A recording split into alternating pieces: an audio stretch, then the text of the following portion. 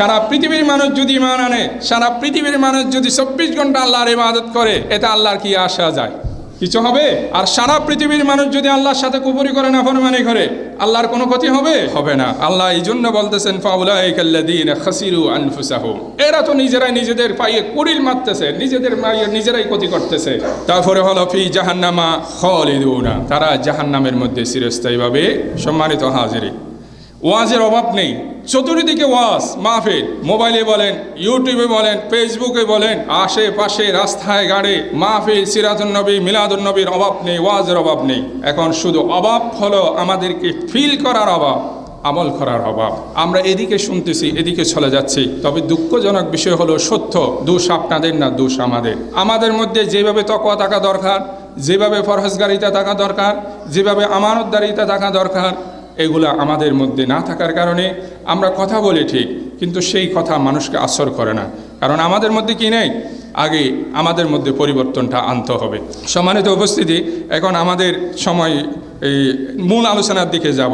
তাহলে এই পর্যন্ত আমরা আলোচনা করেছি যে নিজে আমরা কোন জায়গায় ছিলাম, আমরা কি অবস্থায় এখানে এসেছি, এই পৃথিবীর জগতে আমাদের কেমন একটা কি হবে, আমাদের পরিবর্তন হবে, সেই বিষয় নিয়ে আমরা আলোচনা করেছি। এরপর হলো নিজের জন্য কোনো কিছু করতে হবে। একটু আগে আমরা বলেছি এই দুনিয়ার জীবন, সাংসারিক জীবন বলে, এগুলো সবগুলো হলো পার্থিব জীবনের জন্য। সবগুলো কি? পার্থিব জীবনের জন্য। আমরা যে টাকা পয়সা উপার্জন করে কোটি টাকা আমি ব্যাংক ব্যালেন্স করতেছি, ঘর বাড়ি করে যাচ্ছি, দোকানপাট করে যাচ্ছি, এগুলো কার জন্য? এগুলো কি আমার জন্য? হ্যাঁ, আমার জন্য হলে তো আমি কিছু পকেটে করে কোথায় নিয়ে যেতে পারতাম? খবরে নিয়ে যেতে পারতাম। আমার সাথে কিছু যাবে, টাকা যাবে, জায়গা যাবে, ক্ষমতা যাবে, কিছু যাবে, দোকানপাট যাবে, কোনো কিছুই যাবে না। এইগুলো হলো আমাদের যারা উত্তরসূরি, সেই উত্তরসূরিরা মালিক হয়ে যাবে, সেই উত্তরসূরিরা কি হয়ে যাবে? মালিক হয়ে যাবে। এই জন্য অনেকেই বলেছেন যে মৃত্যুর পূর্বে এই ওসিয়ত করা বা একদম মুমূর্ষ অবস্থায় ওসিয়ত করাকে অনেক ইমামগণ জায়েজ নয় বলেছেন। কি জন্য? হয়তো উনি দেখতেছেন এই সম্পদের মালিক তো ওনার হাতে নাই। এখন যেহেতু সকারাত চলে আসতেছে, এই সম্পদের মালিক অটোমেটিক কোথায় চলে যাচ্ছে? তার সন্তান সন্ততির এখানে চলে যাচ্ছে। তা আরেকজনের সম্পদ তো ওসিয়ত করতে পারবে না। এই জন্য সুস্থ অবস্থায় দিতে, সুস্থ অবস্থায় ওসিয়ত করতে হবে। আপনার যখন অবস্থা যখন বেগতি, তখন তো আপনার সম্পদের মালিকানা আপনার থেকে চলে যাচ্ছে, আপনার সন্তানের ওদিকে চলে যাচ্ছে, আপনার স্ত্রীর এখানে চলে যাচ্ছে। তা আপনার আরেকজনের সম্পদ আপনি কীভাবে ওসিয়ত করবেন? জন্য কি অবস্থায় দিতে হবে? শেষের দিকে ঠিক আছে, জীবনের শেষ হায়াতের দিকে দেওয়া যায়, তবে সুস্থ অবস্থায়, সুস্থ মন মানসিকতা অবস্থায় আমাদেরকে ভালো কাজ করতে হবে। ঠিক আছে? এই জন্য আমরা যা কিছু করতেছি সবগুলো হলো আমাদের সন্তানদের জন্য। আমার শরীরের জন্য কিছু করতেছি না, আমার শরীরের জন্য, আমার আত্মার জন্য, আমার মুক্তির জন্য আমরা কিছু করতেছি না। এই জন্য আল্লাহ তাআলা বলেন ইয়াউমা লা ইয়ানফাউ মালুন ওয়ালা বানুন ইল্লা মান আতাল্লাহা বিকলবিন সালিমিন। আজকে আমরা যে টাকা পয়সা ধন সম্পদ উপার্জন করি, আজকে যে আমাদের সন্তানের জন্য আমরা সব কিছু করতেছি, এই সন্তানকে মানুষের মতো মানুষ করার জন্য, এই সন্তান কিভাবে জাগতিক জ্ঞান অর্জন করে সেই ডাক্তার হবে, ইঞ্জিনিয়ার হবে, সেই ব্যারিস্টার হবে, সেই সচিব হবে, অনেক বড় বড় পদে যাবে। হ্যাঁ, অবশ্যই আমাদের দরকার আছে, অবশ্যই আমাদেরকে এই পদগুলো আমাদেরকে দখল করতে হবে। আমরা যদি বলি শুধু কোরআন শিক্ষা অর্জন করতে হবে, না, আমি এটার সাথে একমত নয়। আজকে যারা আইন প্রণেতা, সেই জায়গায় যদি ইমানদার যদি না যায়, সেই জায়গায় যদি সত্যিকারের অর্থ মুসলমান যারা সেখানে যদি না যায়, তারা তো ইসলামের বিপক্ষে আইন করবে। এই জন্য তো আমাদের এখানে মুসল্লির অভাব নেই। আমাদের দেশে চুরি বন্ধ হয়েছে, দুর্নীতি বন্ধ হয়েছে, ঘুষ বন্ধ হয়েছে, হয় নাই। কারণ আমরা তো শুধুমাত্র দ্বীনি শিক্ষাকে আমরা গুরুত্ব দিচ্ছি। দ্বীনি শিক্ষার পাশাপাশি দুনিয়াবী শিক্ষাও আমাদেরকে গুরুত্ব দিতে হবে। আমার সন্তানকে আমি ডাক্তার বানাবো, যেই সন্তান ডাক্তার হয়ে কমিশন বাণিজ্য করবে না। আমার সন্তান ডাক্তার ইঞ্জিনিয়ার হবে, যেই সন্তান ইঞ্জিনিয়ার হয়ে রডের পরিবর্তে বাঁশ দিবে না। আমার সন্তান কি হবে? ম্যাজিস্ট্রেট হবে, সেই মিথ্যা বিচার ফাইসালা করে টাকা পক্ষণ করবে না, ঘুষ খাবে না। আমার ছেলে বাংলাদেশের সচিব হবে, সেই দুর্নীতি করবে না। সুতরাং তাকে যদি সেই জায়গায় পাঠাতে চায়, দুর্নীতিমুক্ত করতে চায়, আমার সন্তানদেরকে জাগতিক শিক্ষার পাশাপাশি দ্বীনি শিক্ষাও দিতে হবে। তখন এই সন্তান আমার দুনিয়াতেও কাজে আসবে, এই সন্তান আমার পরকালেও কি আসবে? কাজে আসবে। তা আল্লাহ বলতেছেন ইয়াউমা লা ইয়ানফাউ মালুন ওয়ালা বানুন, সেই কিয়ামতের দিবসে তোমার মাল, তোমার ধনসম্পদ, তোমার সন্তান সন্ততি কোনো কাজে আসবে না। যেই সন্তানকে তুমি মানুষের মতো মানুষ করতে পারো নাই, দুনিয়া শিক্ষা দিয়েছ, তাকে আখিরাত শিক্ষা দেওয়া নাই, দিন শিক্ষা দেওয়া নাই, এই সন্তান কিয়ামতের দিন আপনার বিরুদ্ধে, আমার বিরুদ্ধে আল্লাহর দরবারে নালিশ দিবে। আল্লাহ দুনিয়ার জন্য আমাকে সকালবেলায় ঘুম থেকে তুলে দিয়েছে সেই স্কুলে যাওয়ার জন্য, কিন্তু আমার পিতা আমাকে একবারও বলে নাই তোমাকে ফজরের নামাজ পড়তে হবে। বাবা আসো, আমি ফজরের নামাজ পড়তে যাচ্ছি, তুমি আমার সাথে আসো। তুমি যতক্ষণ বের হবে না জামাতে শরীক হওয়ার জন্য, আমি অপেক্ষা করব। উজু করো, তাড়াতাড়ি বের হও, শীতের কাপড় নাও, আসো একসাথে গিয়ে বাপ ছেলে গিয়ে একসাথে নামাজ পড়বো। জোহরের সময় আসে সন্তান, আসো আমি মসজিদে যাচ্ছি, তুমি আসো। আসরের সময়, মাগরিবের সময়, এশারের সময়, জুমার নামাজের সময় যখন সুযোগ পাবো তখন সন্তানদেরকে সাথে নিয়ে আসবো। তাহলে এই সন্তান আমার দুনিয়া তো আমার জন্য এসেট হবে, আখিরাতেও আমার জন্য জাহান্নাম থেকে বাঁচার মুক্তির কারণ হিসেবে হবে। সুবহানাল্লাহ। আর যদি এই সন্তানকে জাগতিক জ্ঞান বিজ্ঞান শিক্ষা দেওয়ার জন্য পাগল পারা হয়ে যায়, আর ধর্মীয় কোনো জ্ঞান তাদেরকে যদি না দিই আমরা, তারা ঠিকই ডাক্তার হবে, ইঞ্জিনিয়ার হবে। আপনারা দেখছেন না অনেক ডাক্তার আলহামদুলিল্লাহ ভালো তো আছেই, ইঞ্জিনিয়ার ভালো আছে, সচিবও ভালো আছে, ভালো নাই এমন না, এরকম হলে দুনিয়া চলতো না। কিন্তু তবে অধিকাংশ হলো এই সমস্ত কাজের সাথে জড়িত। আপনি আজ একজন ডাক্তারের কাছে গিয়েছেন, আপনার কাছে সব পরীক্ষা নিরীক্ষা আছে, আপনি আরেকটা ডাক্তার চেঞ্জ করতে যান, সে নতুন করে আবার পরীক্ষা দেবে। কেন? কমিশন খাওয়ার জন্য। সব জায়গায় এইরকম হচ্ছে। সুতরাং সন্তানদেরকে আমাদেরকে কি করতে হবে? এই পরকালীন যদি নাজাতের উসিলা বানাতে চাই, সন্তানদেরকে আমাদেরকে দুনিয়াবি এবং এই পরকালীন শিক্ষা দুইটার সমন্বয়ে আমাদেরকে শিক্ষা দিতে হবে। তারপরে হলো ওয়ালা বনুন, এই ধনসম্পদ যদি আমরা যদি ধর্মীয় কাজে যদি ব্যয় করি, মসজিদ, মাদ্রাসা, ইতিমখানা, গরিব অসহায় মানুষ, আত্মীয় স্বজনের জন্য আমরা যদি ব্যয় করি, এই সন্তান পরকালে আমার মুক্তির কারণ, এই সম্পদ পরকালে আমার মুক্তির কারণ হবে। আর যদি এই সম্পদের আমি জাকাত না দিই, এই সম্পদ যদি আমি খাওয়া দাওয়া পূর্তি করো, আগামীকাল বাঁচবো কিনা জানি না, এই বলে যদি আপনি যদি সময় বিভিন্ন ধরনের অপকর্মের মধ্যে জড়িয়ে যান, এই টাকাগুলো অপচয় করেন, নষ্ট করেন, তাহলে এই ধনসম্পদ আপনার জন্য কিয়ামতের দিন জাহান্নামে যাওয়ার কারণ হবে। ইল্লা মান আতাল্লাহ বিকলবিন সালিমিন, তাহলে কিয়ামতের দিন কাজে আসবে কি? বিকলবিন সালিমিন, নিষ্কলুষ আত্মা, যেই আত্মার মধ্যে, যেই হৃদয়ের মধ্যে নাই অহংকার, নাই শিরিক, নাই বিদআত। আপনি যেই আমলগুলো নিয়ে যাবেন সেগুলো স্বচ্ছ কাঁচের গ্লাসের মতো স্বচ্ছ আমল, যেখানে নাই বেদাত, যেখানে নাই খুরাফাত, যেখানে নাই এই শিরিক, এমন নিষ্কলুষ সুন্দর একটা আত্মা নিয়ে যখন আপনি আল্লাহর দরবারে উপস্থিত হতে পারবেন, তখন আপনি আমার মুক্তি নাজাত নিশ্চিত আমরা করতে পারবো। সুবহানাল্লাহ। তাহলে এখানে আল্লাহ কি বলেছেন? টাকার কথা বলেছেন, ধনসম্পদের কথা বলেছেন, সন্তান সন্ততির কথা বলেছেন, ক্ষমতার দাপটের কথা বলেছেন, কিছুই বলেছেন না। এগুলো কিছুই আমাদের সাথে যাবে না। সবগুলা চোখ যখন বন্ধ হয়ে যাবে, আস্তে আস্তে সবগুলোকে হয়ে যাবে। আরে মানুষ মৃত্যুবরণ করলে একটা মশাও কামড় দেয় না, মরা মানুষকে যুগও খায় না, কারণ রক্ত তো নাই। মশা বসবে কি জন্য? রক্ত খাওয়ার জন্য। মানুষ যখন মারা যায় রক্ত কি হয়ে যায়? পানি হয়ে যায়।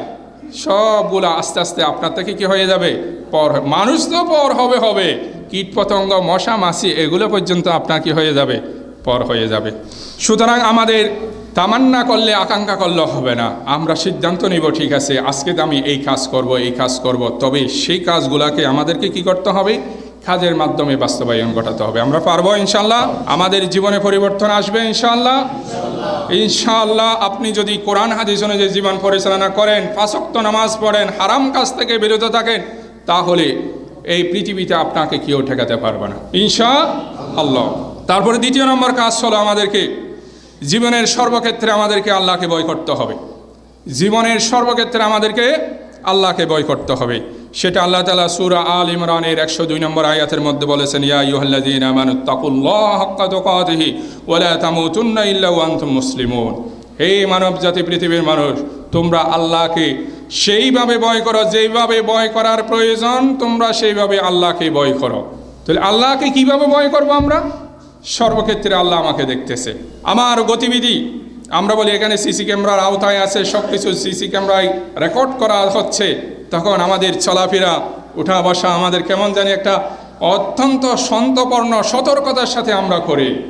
সুতরাং তাই যদি হয় দুনিয়ার সিসি ক্যামেরার জন্য যদি আমরা এত ভয় করি, তাহলে আল্লাহ তাআলার সেই মহান কুদরতি যেই সিসি ক্যামেরা রয়েছে, যেই আমাদের এখানে কিরামান কাতিবিন দেওয়া হয়েছে, এখানে কিরামান কাতিবিন তারা যে আমাদের এই যে আমাদের দুনিয়ার যা কিছু করতেছে সবগুলো তারা লিপিবদ্ধ করতেছে, রেকর্ড করতেছে, তাহলে আমরা কেন সেগুলোকে ভয় করতেছি না? এই জন্য আল্লাহ তাআলা হাক্কা তুকাতিহি ইত্তাকুল্লাহ হাক্কা তুকাতিহি, যেভাবে ভয় করার দরকার তোমরা সেভাবে ভয় করো। তার অর্থ হলো তোমার শয়নে, স্বপনে, জাগরণে, তোমার সর্বক্ষেত্রে তুমি মনে করবা আল্লাহ আমাকে দেখতেছে।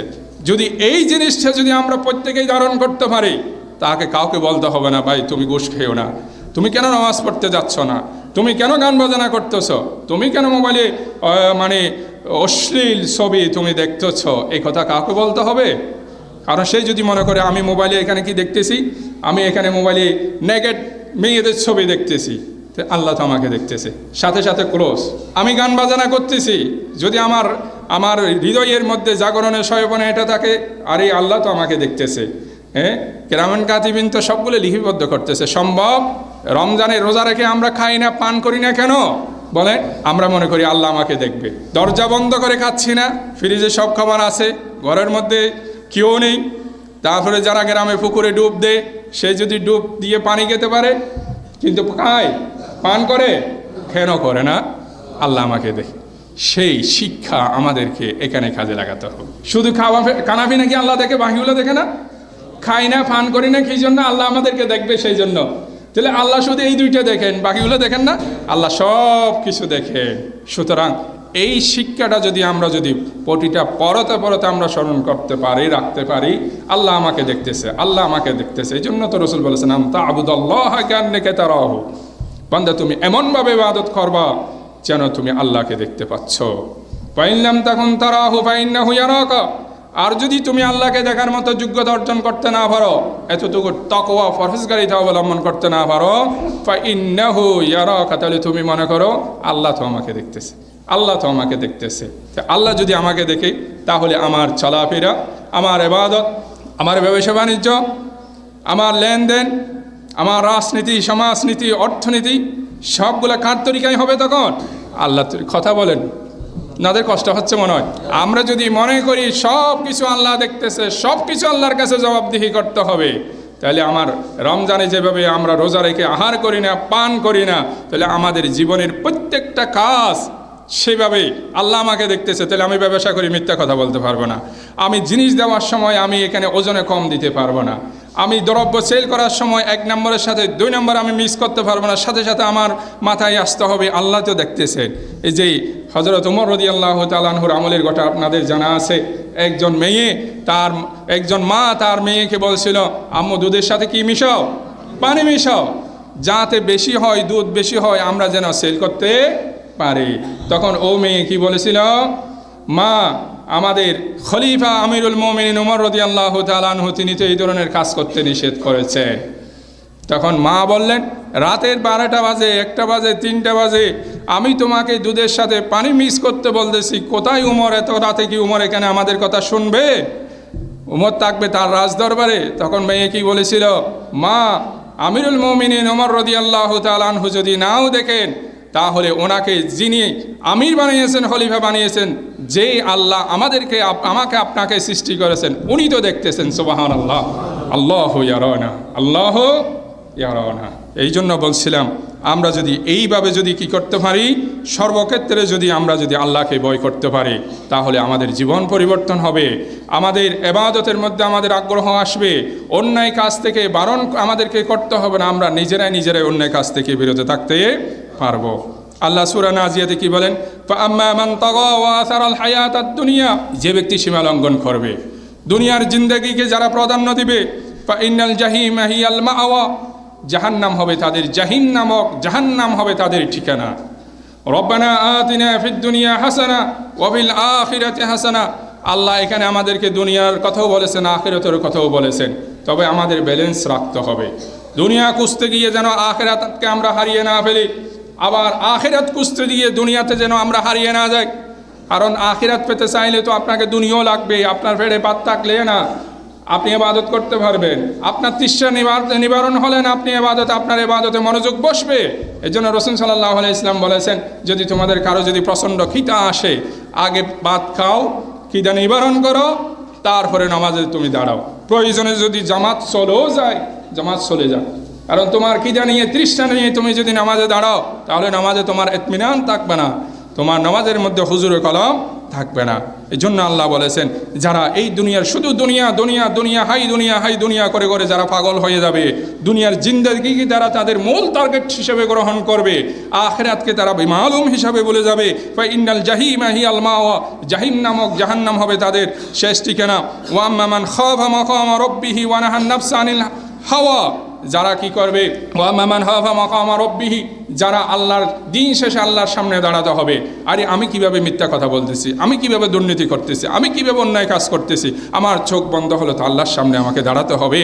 তারপরে হলো ওয়া নাহান নাফসা আনিল হাওয়া, এটা চিন্তা করে সে কি করলো, তার মন যা চায়, মন চায় তুমি সিনেমা চাও, মন চায় তুমি ক্রিকেট খেলা দেখো নামাজ না পড়ে, মন চায় তুমি অন্যায় করো, মন চায় তুমি ইফটিজিং করো, মনে যা চাই সেই কাজ থেকে তারা বিরত রেখেছে। ফা ইন্নাল জান্নাতা হিয়াল মাওয়া, সুবহানাল্লাহ।